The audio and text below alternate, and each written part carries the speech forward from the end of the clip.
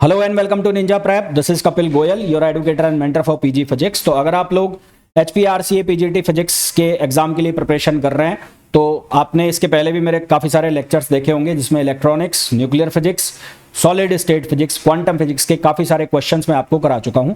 आज इस लेक्चर में हम लोग पोलराइजेशन के क्वेश्चन डिस्कस करेंगे। पोलराइजेशन, डायफ्रैक्शन और इंटरफेरेंस, ये तीन अलग अलग टॉपिक दिए हुए हैं और उसके अलावा इंस्ट्रूमेंट्स भी दिए हुए हैं। तो ऑप्टिक्स बहुत बड़ा है तो सभी को एक साथ तो मैं नहीं ले सकता, तो इसलिए मैंने अलग अलग कर लिया।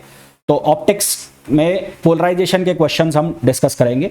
साथ ही साथ जो लोग HPRCA के अलावा जो लोग UPGIC के लिए प्रिपरेशन कर रहे हैं तो उन लोगों के लिए लेक्चर भी इतना इंपॉर्टेंट है। साथ ही साथ UKPSC वालों के लिए है ना, उत्तराखंड फिजिक्स लेक्चरर एग्जाम का जो प्रिपरेशन कर रहा है तो उनके लिए भी ये लेक्चर उतना ही इंपॉर्टेंट होने वाला है।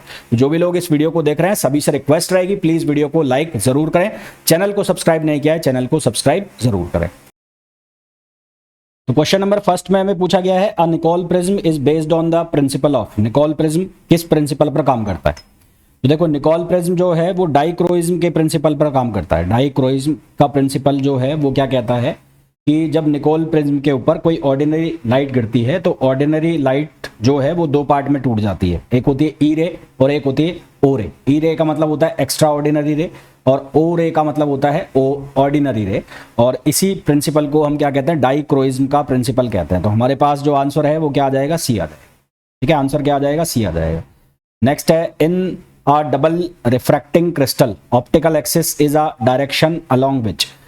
डबल रिफ्रैक्टिंग क्रिस्टल में ऑप्टिकल एक्सिस कौन सी डायरेक्शन होती है? तो ऑप्टिकल एक्सिस वो डायरेक्शन होती है जिसके अंदर की जो ओ रे है और ई रे है जो कि सेम वेलोसिटी के साथ क्या करती है? ट्रैवल करती है और उसके अलोंग किसी भी तरह का जो है डबल रिफ्रैक्शन वो नहीं होता है ना। तो optical axis is the direction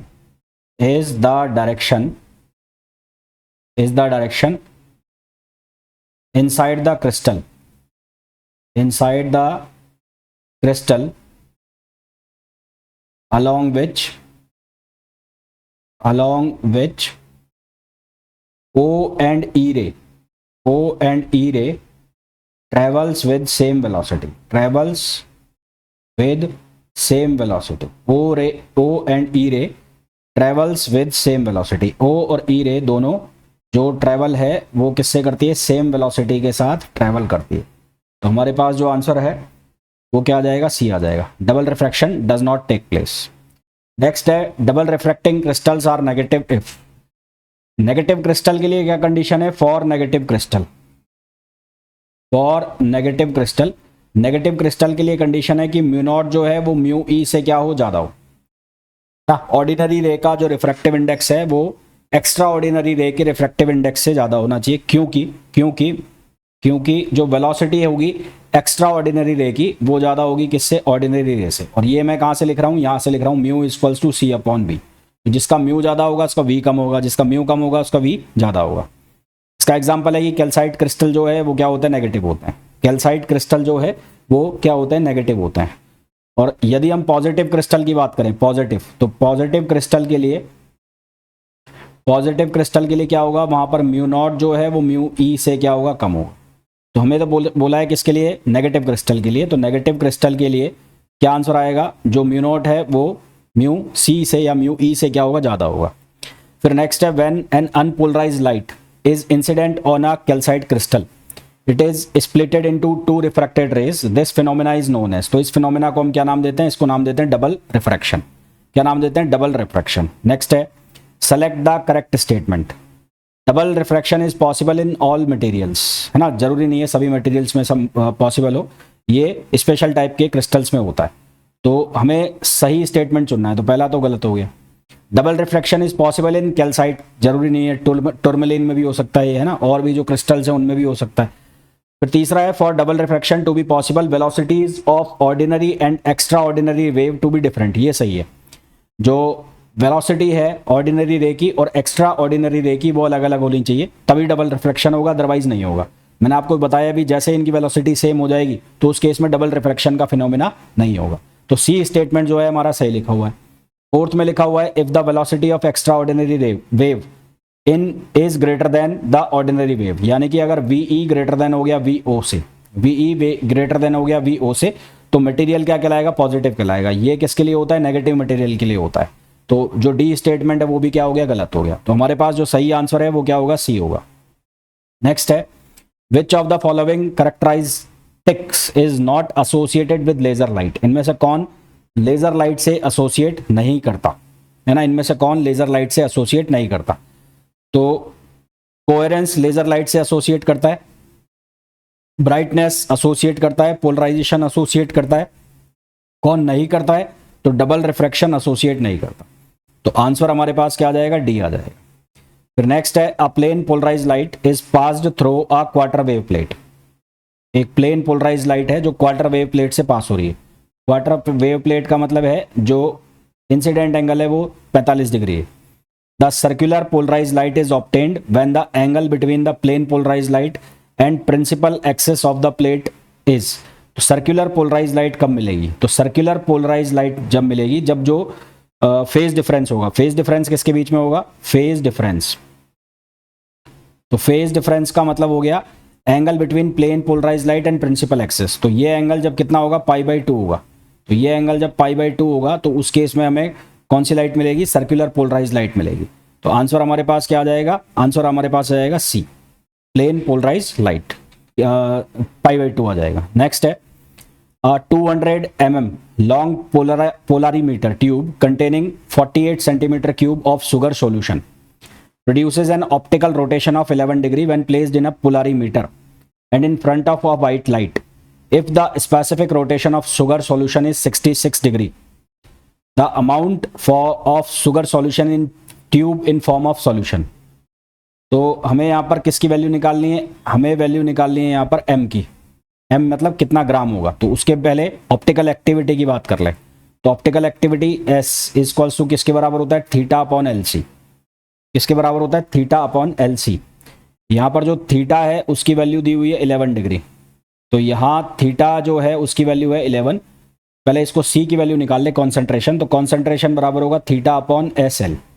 तो थीटा की वैल्यू है 11 डिग्री, ठीक है। उसके बाद S की जो वैल्यू है, स्पेसिफिक रोटेशन जो है वो 66 डिग्री है। तो ये 66 आ गया।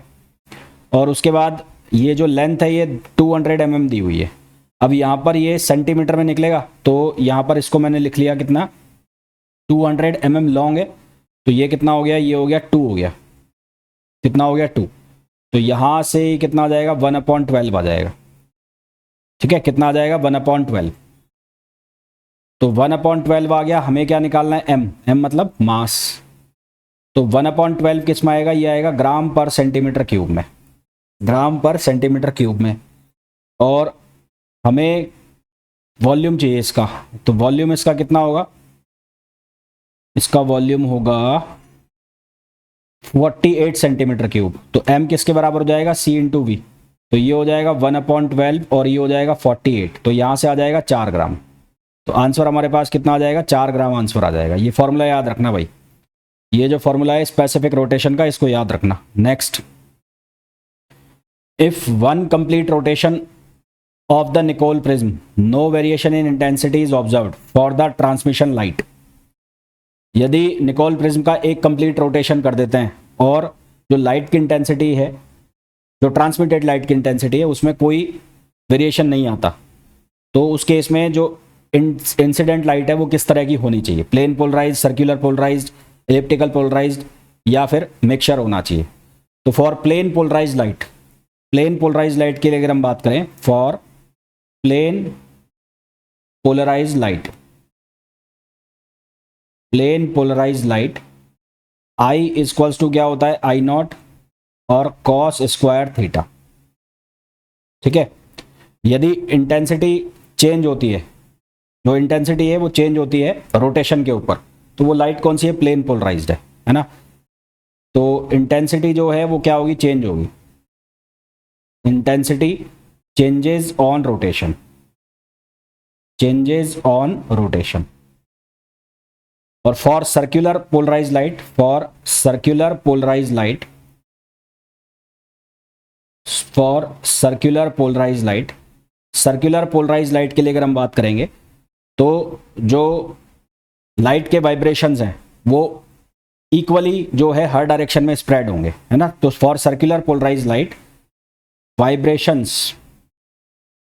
Vibration are equally spread in all direction perpendicular to propagation यानी कि यहां पर कोई भी चेंज नहीं होगा। तो यहां पर यही बोला है कि वेरिएशन चेंज नहीं हो रहा है, वेरिएशन उसमें कुछ भी नहीं आ रहा है, तो वो कौन सी लाइट हो जाएगी, वो सर्कुलर पोलराइज लाइट हो जाएगी। नेक्स्ट है a rectangular glass plate of refractive index 1.5 is used as a polarizer, the corresponding polarizing angle will be। तो हमारे पास जो ब्रूस्टर्स लॉ है वो होता है tan IP equals to mu, ये ब्रूस्टर्स लॉ है। तो रिफ्रैक्टिव इंडेक्स जो है 1.5 है, तो tan IP इक्वल्स टू 1.5। तो यहाँ से IP जो है वो कितना हो गया, tan इनवर्स और 1.5। tan इनवर्स 1.5 को जब हम सिंप्लीफाई करेंगे तो आंसर हमारे पास आएगा 56.3 डिग्री। तो आंसर कितना आएगा, 56.3 डिग्री। नेक्स्ट है a beam of circularly polarized light is pass through a quarter wave plate, the emergent light will be. तो क्वार्टर वेव प्लेट से कौन सी लाइट आ रही है, सर्कुलर। तो अगर ये क्वार्टर वेव प्लेट है, ये क्वार्टर वेव प्लेट है और इससे जो सर्कुलर पोलराइज्ड लाइट पास हो रही है, सर्कुलर पोलराइज्ड, इससे जो लाइट पास हो रही है वो सर्कुलर पोलराइज्ड है। तो एमर्जेंट लाइट जो है वो किस तरह की होगी, तो सर्कुलर पोलराइज्ड अगर इसमें इंट्रोड्यूस हो रही है तो यहाँ फेज डिफरेंस इंट्रोड्यूस होगा। तो फेज डिफरेंस, क्योंकि क्वार्टर वेव प्लेट जो है वो कितने का फेज डिफरेंस लगाएगी, वो फेज डिफरेंस लगाएगी π/2 का। तो यहाँ जो एमर्जेंट लाइट होगी वो कैसी होगी, प्लेन पोलराइज्ड। तो एमर्जेंट लाइट जो होगी वो कैसी होगी, प्लेन पोलराइज्ड होगी। तो हमारे पास आंसर क्या आ जाएगा, ए आ जाएगा। नेक्स्ट है polaroid A and polaroid B are in crossed position.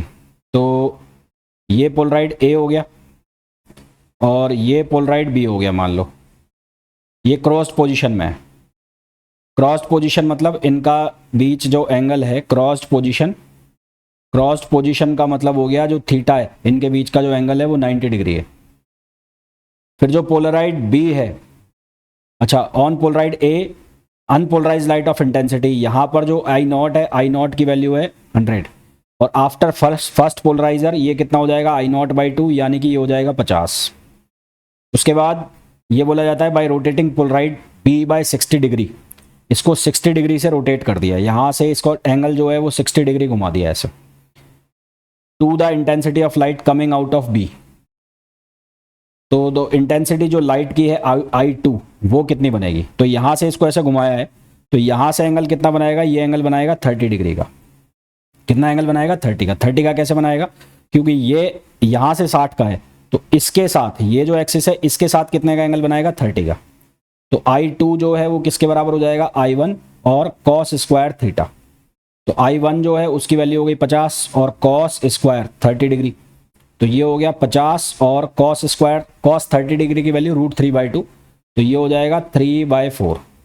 तो यहाँ से क्या आंसर आ जाएगा, यहाँ से आ जाएगा 37.5। तो आंसर हमारे पास क्या आ जाएगा, बी आ जाएगा। Next, when the angle of incidence on a material is 60 degree, angle of incidence जो है वो 60 डिग्री है, यानी कि IP की वैल्यू 60 डिग्री है। The reflected light is completely polarized, completely polarized है मतलब यहाँ पर लगाना है आपको ब्रूस्टर्स लॉ। कंप्लीट पोलराइज्ड का मतलब है यहां पर आपको यूज करना है ब्रूस्टर्स लॉ। तो tan IP किसके इक्वल हो गया, म्यू के। तो म्यू बराबर हो जाएगा कितना, tan 60 डिग्री और ये वैल्यू कितनी हो जाएगी, √3 हो जाएगी। हमें पूछा है द वेलोसिटी ऑफ रिफ्रैक्टेड रे इनसाइड द मटेरियल। तो रिफ्रैक्टिव इंडेक्स का फॉर्मूला n = c/v। तो यहाँ से म्यू की वैल्यू आ गई यानी कि n की नीट, तो v बराबर हो गया c/n। तो ये हो गया 3 × 10⁸ और ये हो गया √3। तो यहाँ से v की वैल्यू हो जाएगी √3 × 10⁸। तो आंसर हमारे पास क्या आ जाएगा, सी आ जाएगा। नेक्स्ट है, two polaroids are placed in such a way that their axis makes an angle of 30 degree. दोनों के जो एक्सिस है वो 30 डिग्री का एंगल बना रहा है, यानी कि एक ऐसे है दूसरे वाले का जो एक्सिस है वो 30 डिग्री का एंगल बना रहा है ये। If unpolarised light is incident on the system of the polaroids the fraction of incident light transmitted to, अगर ये आई नॉट है तो ये कितना होगा आई नॉट बाई टू, तो यहाँ से आई टू निकालना है। तो आई वन जो है उसकी वैल्यू हो गई आई नॉट बाई टू, और आई टू जो है वो कितना होगा आई नॉट बाई टू और cos square 30 degree, Malus law लगाया है मैंने।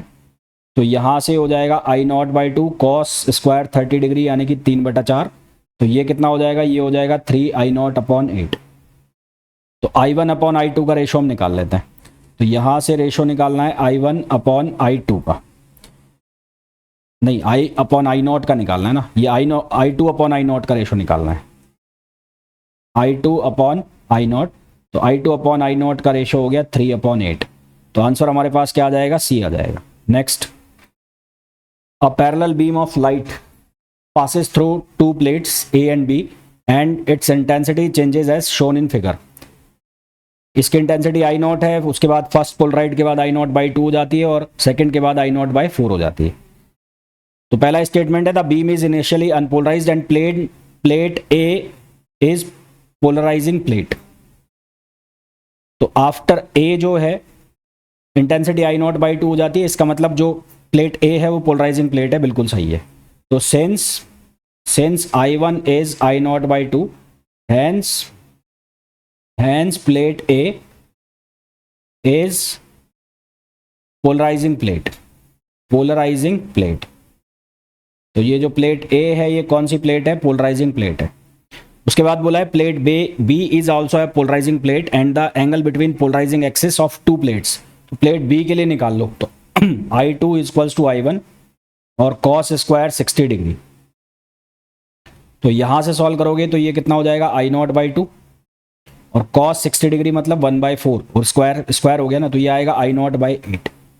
और जबकि यहां आंसर आ रहा है आई नॉट बाई 4, तो इसका मतलब प्लेट बी जो है वो पोलराइजिंग प्लेट नहीं है ना। तो plate B is not a polarizing plate, plate B is not a polarizing plate, ये पोलराइजिंग प्लेट नहीं है। तो हमारे पास जो आंसर है वो क्या आ जाएगा, सी आ जाएगा। नहीं सी नहीं, A is possible B is impossible, तो बी आएगा। तो आंसर जो हमारे पास है वो क्या आ जाएगा, बी आ जाएगा। Next, a plane polarized beam of light is pass through a quarter wave plate. Quarter wave plate है मतलब फेज डिफरेंस आना है π/2 का। The transmitted light beam analysed using a Nicol's show no variation in intensity as the Nicol is turned through 360 degree. Intensity में कोई variation नहीं है, इसका मतलब ये कौन सी लाइट होगी, ये सर्कुलर पोलराइज लाइट होगी। ये मैं आपको पहले भी बता चुका हूँ, वही क्वेश्चन है। तो आंसर क्या आएगा, सर्कुलर पोलराइज लाइट आएगा।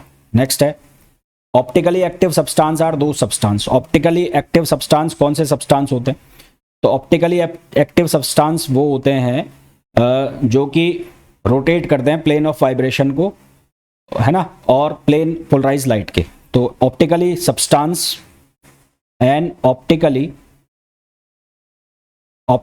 Active substance and optically active substance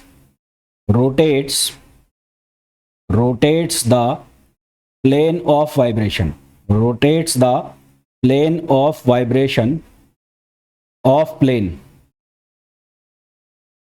plane polarized light। ये प्लेन पोलराइज लाइट के जो वाइब्रेशन प्लेन है उसको क्या कर देते हैं, रोटेट करते हैं। एग्जाम्पल के लिए शुगर सॉल्यूशन हो गया, है ना, एग्जाम्पल जो ऑप्टिकली एक्टिव सब्सटेंस है उसका एग्जाम्पल हो गया शुगर सॉल्यूशन हो गया, क्वार्ट्ज हो गया और तारपिन हो गया, तारपिन। तो ये एग्जाम्पल हो गए किसके, ऑप्टिकली एक्टिव सब्सटेंस के। तो इसको हम बोलते हैं ऑप्टिकल रोटेशन। ये जो फिनोमिना है इसको हम बोलते हैं ऑप्टिकल रोटेशन। तो ऑप्टिकल रोटेशन में यदि थीटा की जो वैल्यू है वो ग्रेटर देन 0 है तो इसको हम बोलते हैं डेक्स्ट्रो रोटरी। और अगर थीटा ये डेक्स्ट्रो रोटरी और अगर थीटा की वैल्यू लेस देन 0 है तो इसको हम बोलते हैं लावे रोटरी। तो rotate the plane of polarization. तो हमारे पास जो आंसर है वो पूछा गया है वो क्या आ जाएगा, प्लेन ऑफ पोलराइजेशन को क्या करते हैं, रोटेट करते हैं। नेक्स्ट है, Canada balsam in Nicol prism is use to. तो कनाडा बाल्सम का यूज किस लिए किया जाता है?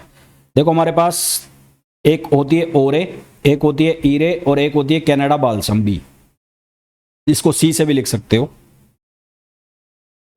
सी।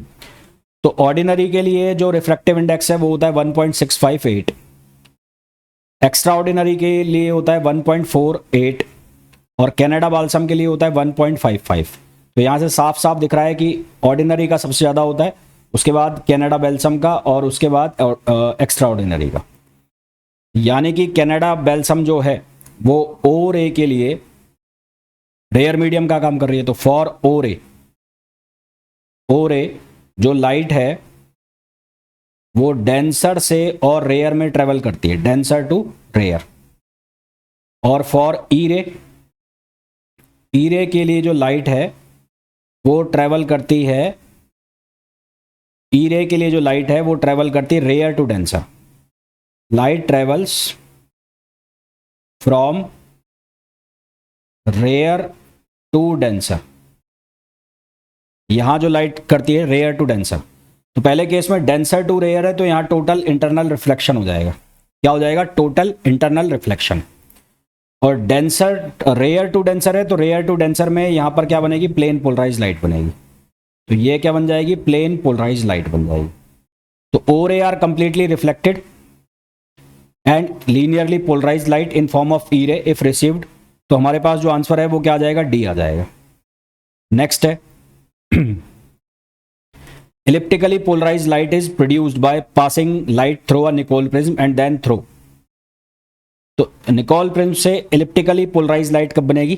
तो वो बनेगी जब क्वार्टर वेव प्लेट होगा। तो फेज डिफरेंस होगा π/2, यानी कि क्वार्टर वेव प्लेट और जो एम्पलीट्यूड है वो बराबर नहीं होनी चाहिए। Amplitude should not be equal. अगर एम्पलीट्यूड बराबर हो गए तो उस केस में वो क्या बन जाएगी? वो बन जाएगी सर्कुलर। तो हमें बनानी है इलिप्टिकल, तो वो कहां से बनेगी? क्वार्टर वेव प्लेट से बनेगी। नेक्स्ट है plane polarise light falls normally on a quarter wave plate and the plane of polarization in incident light makes an angle 45 degree. Plane of polarization 45 degree का angle बना रहा है और plane polarise light जो है वो normally उसके ऊपर गिर रही है।